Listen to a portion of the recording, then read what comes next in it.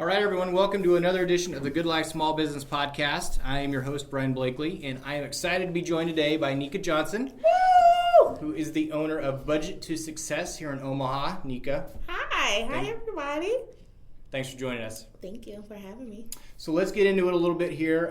First off, we were talking before we hit record that you are just started 4 days into 75 Hard. So yes. Part of that you said is reading 10 pages out of a book. What book are you reading? The Subarticle of Not to Give a F. Got it. Good book. Yes, I love it. It's a very good book. I like it so far. The title's a little bit misleading, but it's basically, I guess the way I interpret it is you can't care about everything, so you need to decide which ones right. that you want to care about. I like it because it just reaffirms me that I'm not crazy because I don't care about a lot of things. Right. I can't care about people's opinions because their opinions, they don't pay me. So in that aspect is if you care about what everybody think about you, you are going to be so drained that you cannot show up as your best self. Yeah. You got to pick and choose what you want to be passionate about. Yes. Yeah, great book. Any other books that you're listening to or anything? Do you want to know a secret about me? What's that? I don't really like reading. Yeah. I love audiobooks. Yes. I love audiobooks and I love podcasts. I want to be able to multitask and listen to something in my ear while I'm cleaning and cooking and doing everything else. So yes. Yep. I'm actually forcing myself to read because of this challenge. So I'm learning that maybe I really didn't hate reading. It was more so the books that was not interesting. Mm-hmm. Yeah.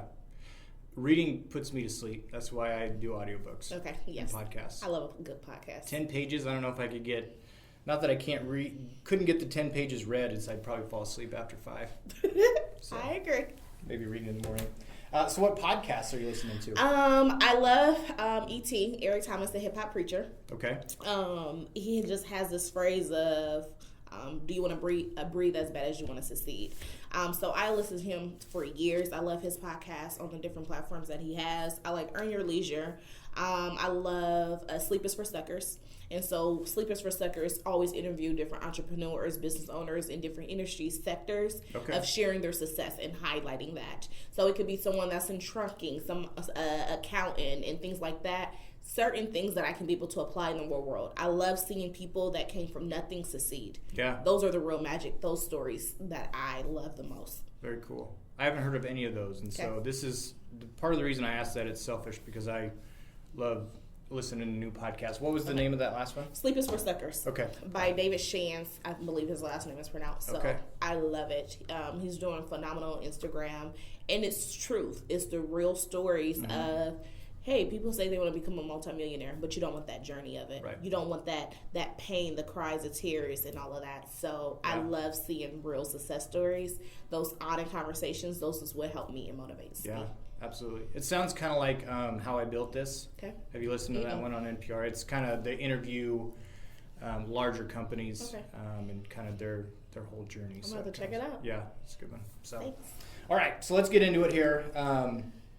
I'm excited to learn about you and Budget to Success and your journey as a small business owner. I can tell that you are a very driven person just by the short conversation that we had before we started recording this. And so start from wherever you want and just kind of tell us your journey to where you are now.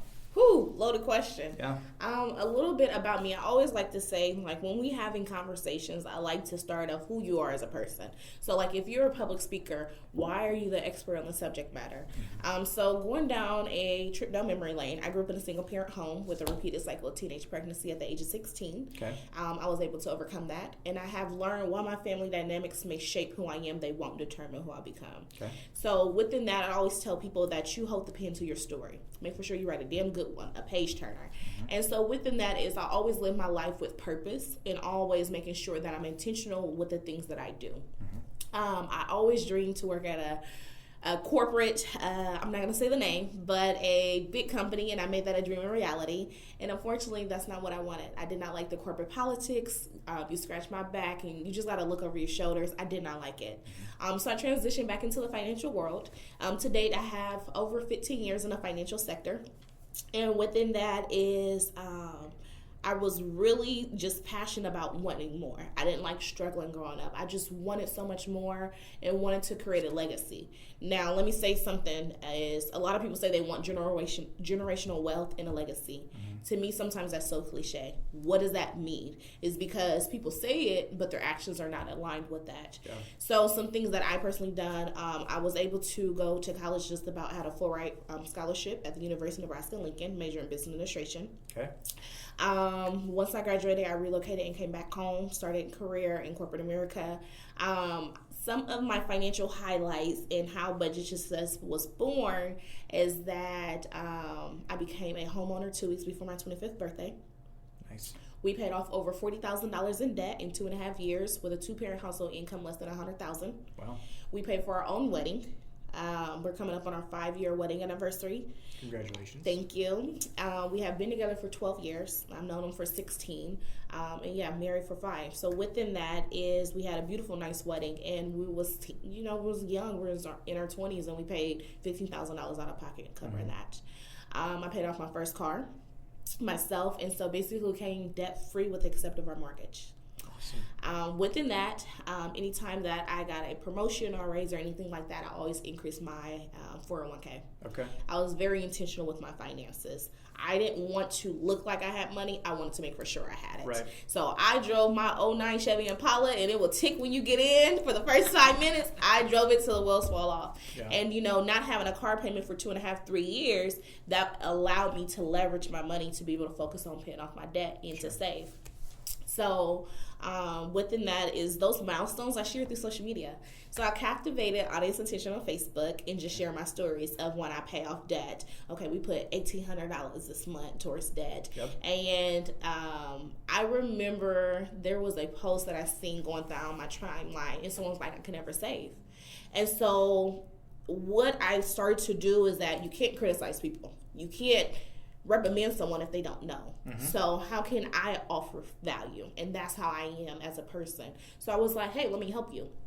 So the girl that made the post did not show up, but someone else did. Okay. That person, I helped pay off over $20,000 in credit card debt in 1 year.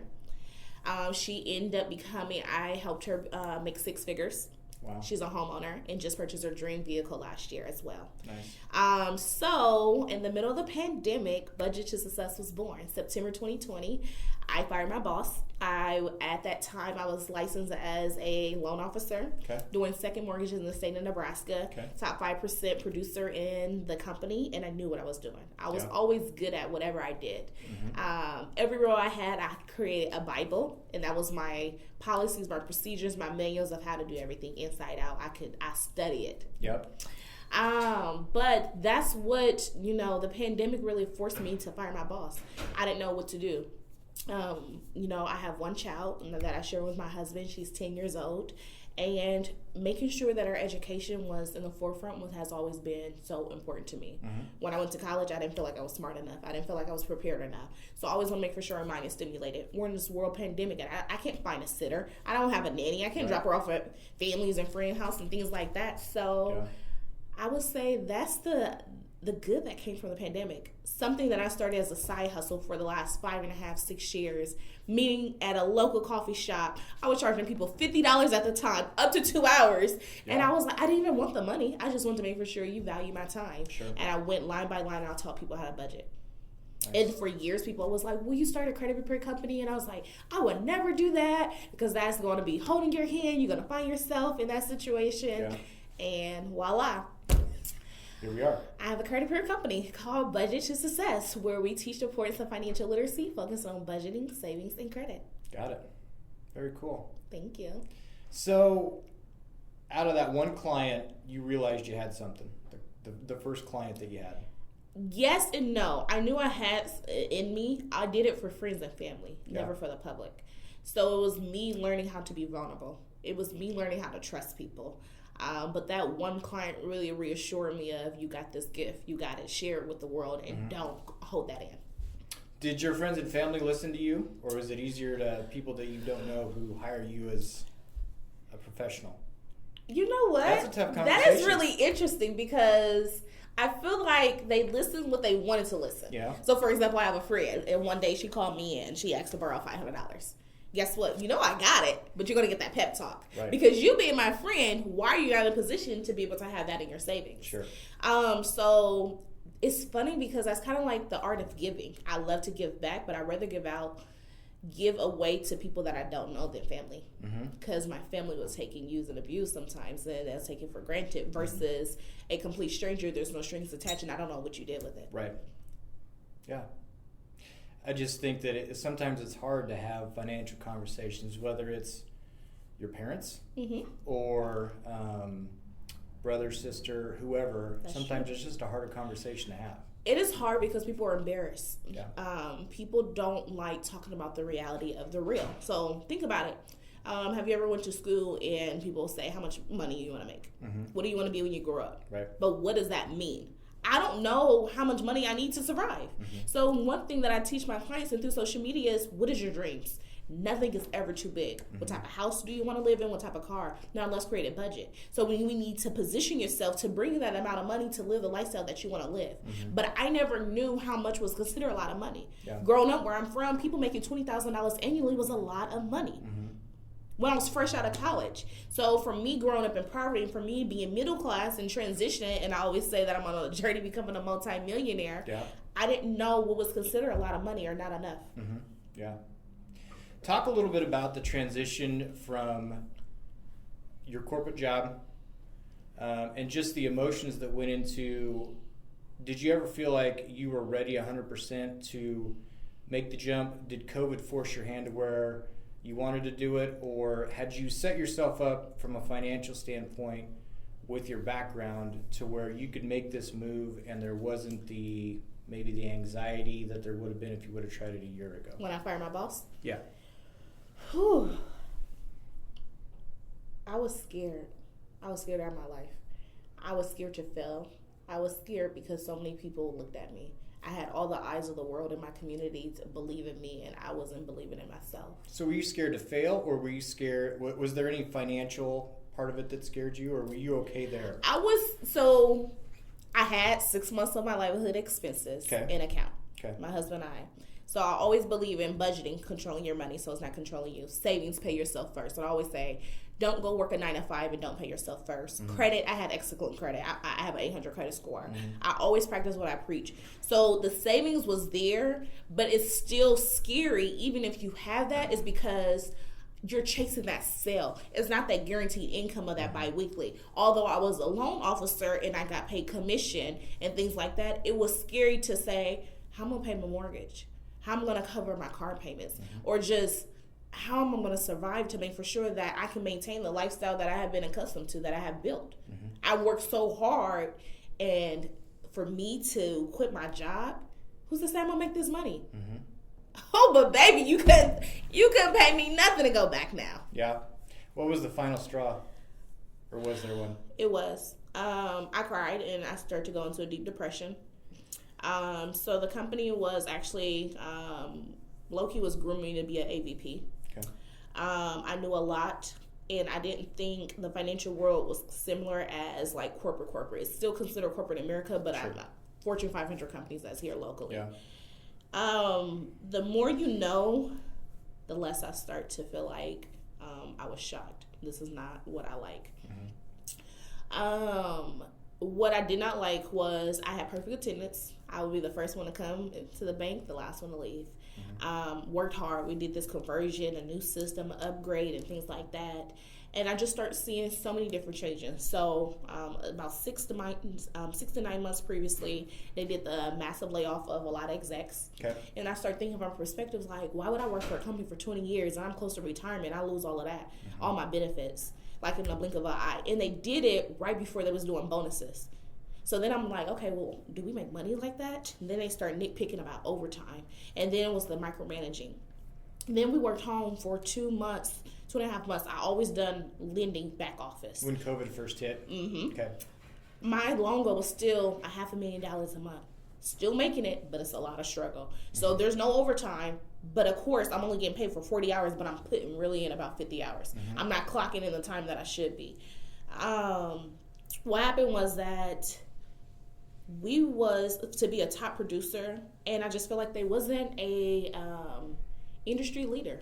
So when you compare and contrast other financial institutions in the area, and they was being flexible and allowing their staff to work from home and things like that, they did not afford. It is like they forced my hand. Yeah. So my manager told me to take the COVID FMLA, and I think that was for 10 weeks or so, and I still didn't have a plan. Look at us now, 2 years in, and we're still in this pandemic. And so to me, it's just like for someone that was a top producer, I think in 2019 I made the company $5.9 million in lending that I did by myself. Wow. I expect, as hard as I work, that you can make some type of compromise. Yeah. It's not even being favoritism, but as hard as I work, never missed a day. When they canceled our company trip, the president of the company called me on my work line. I have the screenshot to this day. I worked my butt off, and it was a slap in my face when I left. Yeah. Kind of a what have you done for me lately type situation. Yes. So you left a 40 to 50 hour a week job working for someone else, and now you're working 80 hours a week for yourself, but it's much better. That I make more money working for myself. I built BTS. We did really good last year. But also within that is something that I love. I'm passionate. I have the freedom. I don't like that if I have to ask to go to my daughter parent-teacher conference that I have to leave late, or to go to a Valentine's Day party or a holiday program and things like that is based off the availability. Yes, I understand it from a corporate and company standpoint, but at the same time, it's that I hated feeling less than adult when I have to go in and ask for time off. Yeah. As hard as I work, when I want a vacation, I want a vacation. No questions asked. Right. So that was tough. So yes, I do put in more hours. I put in over 80 hours a week. But what I am doing is I'm working harder now so I don't have to later down the road. Yeah. To where I'm making more money but working less. Does it feel like you're putting in that many hours? It doesn't, because I'm passionate about the work that I do. Exactly. And I think that that's a lot of, there are a lot, as a small business owner, you're going to put in long hours, and you better be passionate about it. But it doesn't feel like work. Right. Because you're building something that you're passionate about. And it's so not just about me, though. Yeah. My credit's good.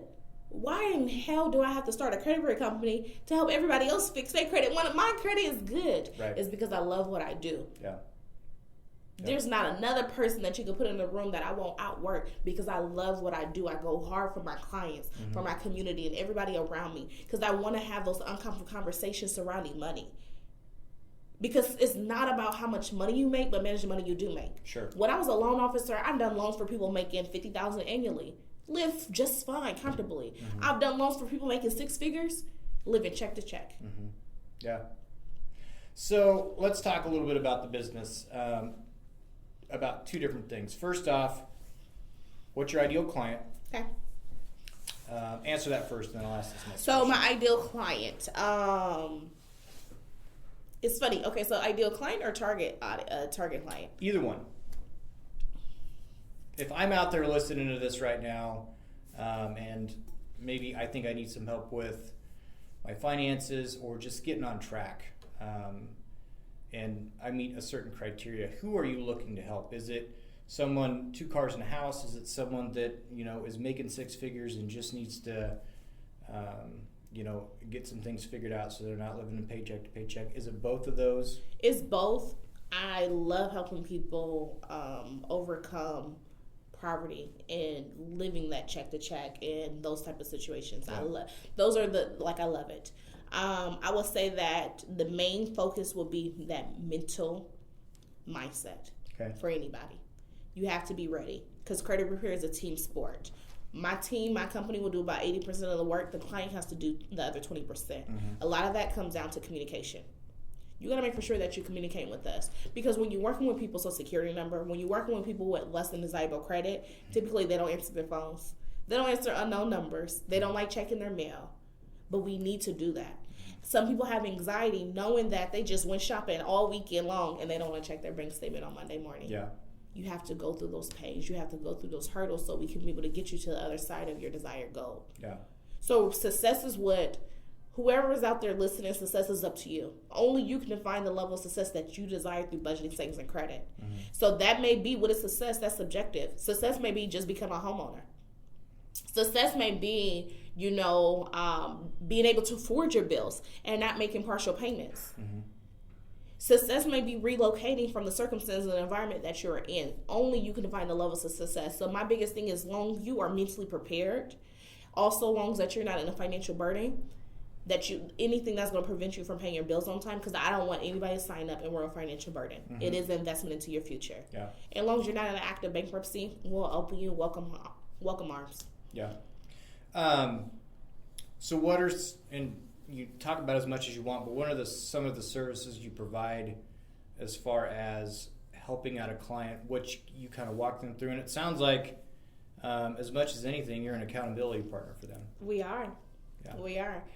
So first, it starts off by booking a free credit consultation, hassle-free. And the reason why is we want to analyze their credit report. Because some people think they need credit report and they don't. They may need debt consolidation. They may need financial coaching, such as how to budget, how to save money, and what money strategies to best maximize their household income. Yep. So within that is we start off with a free credit consultation, and we want to analyze their credit report. Okay.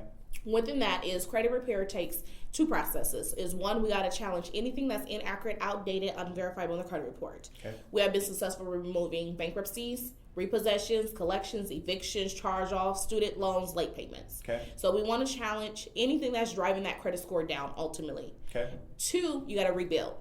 You got to rebuild and offset that positive.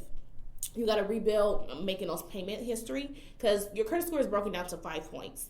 It's 35% is payment history. Mm-hmm. I don't care what you do, pay your bills on time. Yeah. On or before the due date. 30% is utilization. So some people that don't have credit cards or they're scared of credit cards, I recommend getting them, because we're losing out points. We want to make for sure. If they have high credit card balances or maxed out, I tell people pay them down. Mm-hmm. Okay, so let me ask you this, Brian. Let's say you have a friend that's always borrowing money from people and never paying them back. Mm-hmm. And they ask to borrow money from you. Would you allow them? Well, there have to be some stipulations. I mean, if it's someone that I know and he's not paying other people back, I mean, you kind of know what you're getting into. That more than likely they may not pay you back, right? Yeah. So would you say that's kind of like the reputation? Yeah. Okay. Guess what? That's what your credit report is. Yeah. It's your reputation and your ability to promise to repay. Mm-hmm. So some people don't understand is that they think that they'll pay off a collections account and their credit's going to be fixed. The damage is already there. We have to build a healthy credit profile. Some people get so caught up on a credit score, and now I wanted an 800 as a badge of honor. I'm going to be completely honest. I just wanted for bragging rights. Right. That was just something on my vision board that I accomplished. Yeah. But it's about building a healthy credit profile, because most financial institutions, if your credit score is about a 730 or higher, is considered A+. Okay. So it doesn't matter if you got a 731 credit score and you got an 800 credit score, you're going to be the same interest rate, right, typically. So within that is you want to make for sure that that credit score is healthy along with that profile. And what I mean by that is a previous loan officer, people had a 700 credit score and still got denied for a loan. Mm. People don't realize that. And the reason being is, let's say that you only have 2 credit cards, $1,000 limits. Those minimum payments is probably about $25, $35. Yeah. And then you go apply for a $30,000 auto loan and they decline you. Mm-hmm. Who's to say, based off your history and your credit report, that you could afford that? Right. That's why you want to build a healthy credit profile, because in return, that score will increase. Okay. So within that is we want to remove the negatives and then we want to rebuild. What make Budget Success the leading credit repair company here is because we provide that credit education.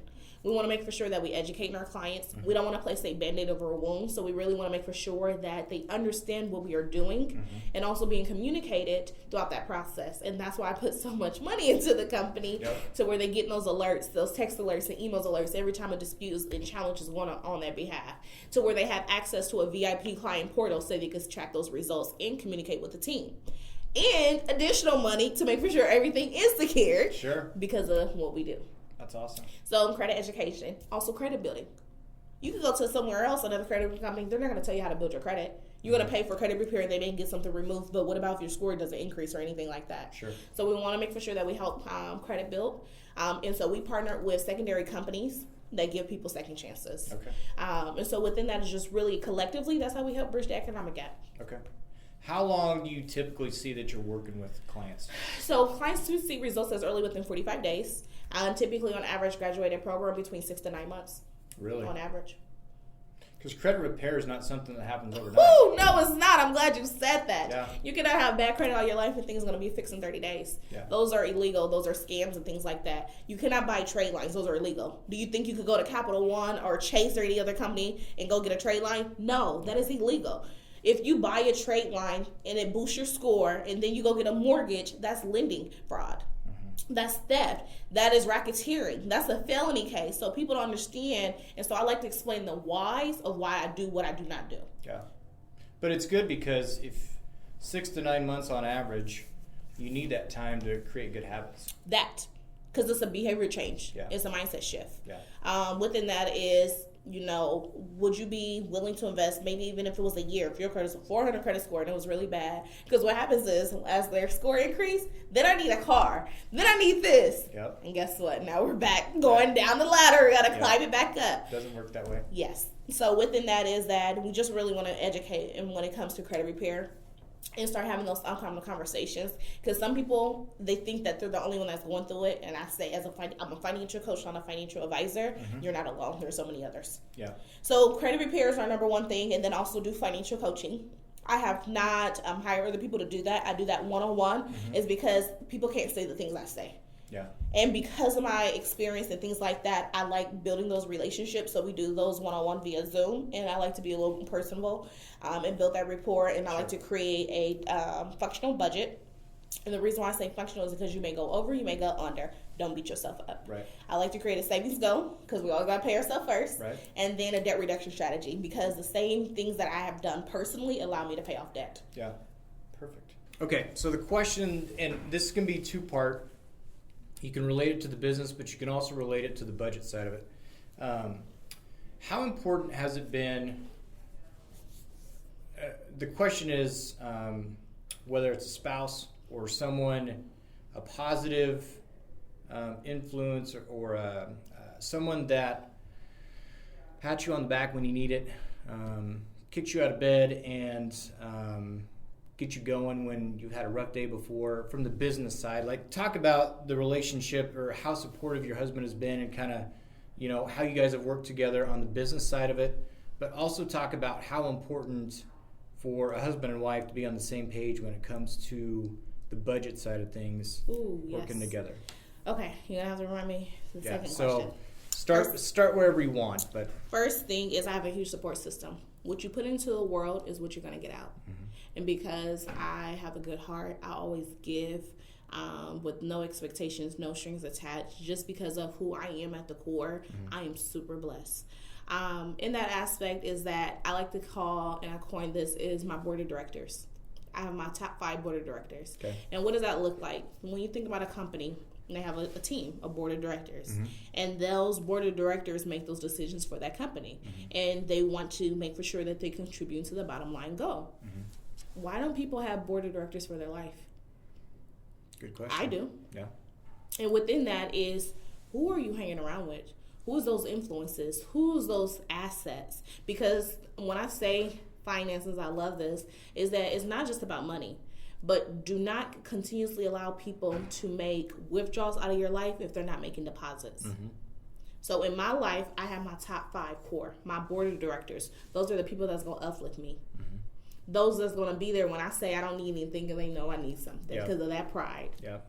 Those that's going to be there to wipe away my tears. I have a friend that I had a community event and they'll text both my phones and I don't answer. Guess what? Pull up on me. Yeah. Did you eat? No. Okay, I'm going to eat in 5 minutes. No, you're going to do it now. Yeah. You're not going to eat. You're going to eat now so I can go. Yep. I have friends that show up even for 10, 15 minutes because we all live busy lives. I even have friends, 2 of them, that keep my bond money. So, I say that not because I do legal and things like that. I'm a black woman in today's society and anything can happen. Yeah. Wrong place, wrong time, but making sure that you have friends that save. I got one friend that I love saving with. It's a little friendly competition. We motivate each other. Nice. We're like, okay, we're going to save $5,000 a month. Every time we make a deposit into our savings account, we take a screenshot for social proof and then send it to each other. Yeah. Who is those friends that you can put on your estate if something happened to you? I had a conversation this year, bringing into the new year, talking about our financial goals. What do we want? So me and my husband have a $25,000 savings challenge. Whoever wins first, I have to take him to go see LeBron James or Steph play.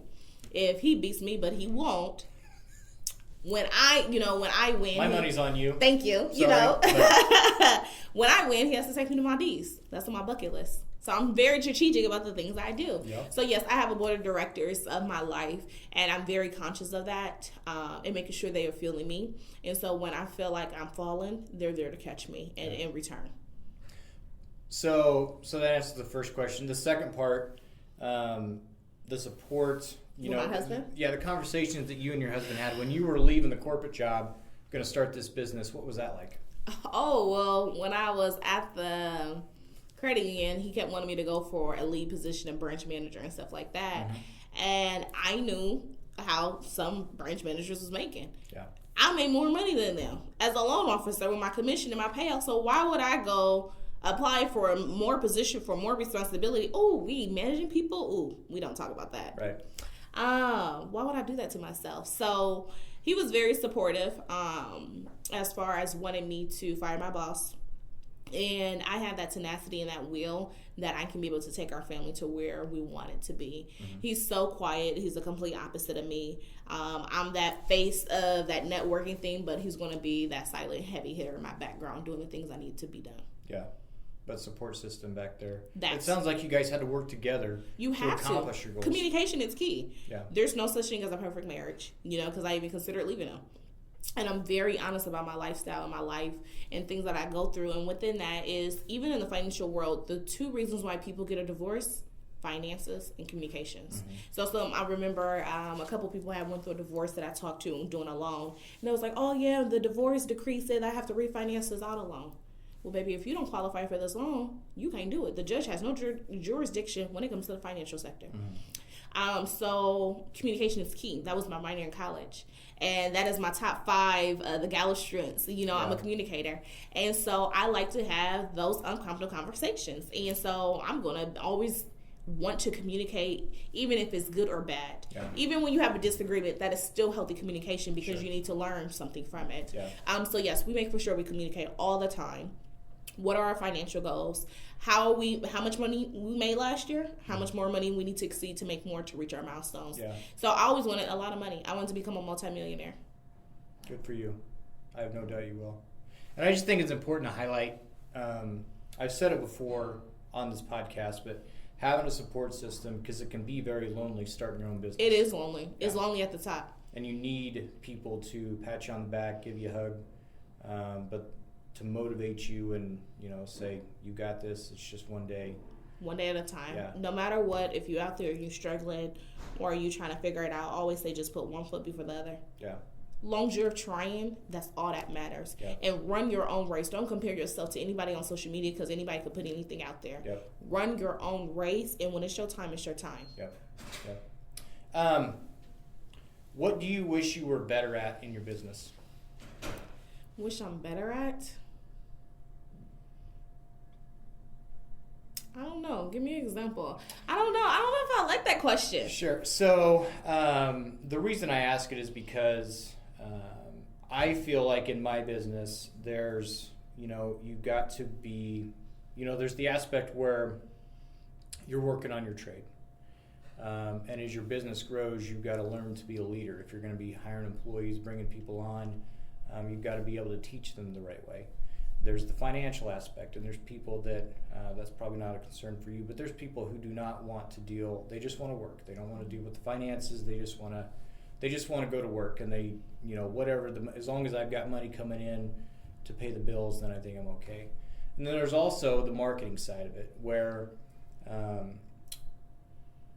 if people, they post for a week or 2 weeks and get no results, then they just drop it all together. You gotta stay consistent. Yeah, trying to find the marketing side of it and trying to grow that while they're doing all the other stuff they're trying to do can sometimes be difficult. I would say what I can be doing better at is saying no and delegating. No is a complete answer without an explanation, and I'm learning that even more. Because I am racing time. I do not have enough time in the day. Yeah. I wake up 3-4 o'clock in the morning. There's some days that I'm putting in 16 hours. And within that is that now I have to say no to more meetings. I have to say no to meetings that do not have agenda. I cannot attend meetings if there's no actionable action steps. Sure. We need a call to action at the end of this meeting. What are we gonna achieve with this? Right. So I need to do that better, saying no, and then also delegating. Now, I will say, as an entrepreneur, what I love is that you have to be every role. Because how do you know what you need help with? Right. How do you know what you're good at? What do you know what you need to be better in, or what you're not good that you need to outsource? Yeah. So when you are an entrepreneur, you're going to be every role, trying to find a balance. I'm here to say there is never going to be a perfect balance. There's no such thing as a balance. There's just something psychologically that we put in our brain thinking we're going to ever achieve that, and that's not. Yeah. Because when you create a solution to one, it's going to be a problem to something else. So within that is you want to start out in each role, and you create SOPs, standard operating procedures, also policy procedures. Document everything that you do, so when you do hire, they know how to do that. And then you do the next thing. But focus on the things that you're good at. Focus on the revenue generating tasks, because that's what I do. Yeah. Because time is money. Yep. And when I look back at it, what was it, 3 years ago, I think I posted on Instagram, is that 3 years ago I took a huge pay cut making $15-something an hour, even with a college degree. And that was like so humbling.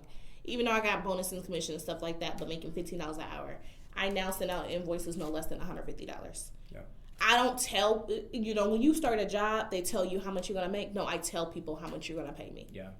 I'm able to say no to certain things that's not in line with my mission or vision of who I am, and also within my company. Yeah. So within that, you have to do a little bit of every role to really discover what you want out that business. But also what I teach is that you can be in your business and grow your business. So in that beginning stage, you're going to be in it. But if you want to scale and grow and pivot, you have to delegate and have people in those roles so you can focus on growing it. That's tough, though. Delegating's tough. It is. Because they may not do it the same way you do, or they may mess up, or... Yeah, I've been facing that sometimes. So inflation and labor and all of this that's going on, so yes.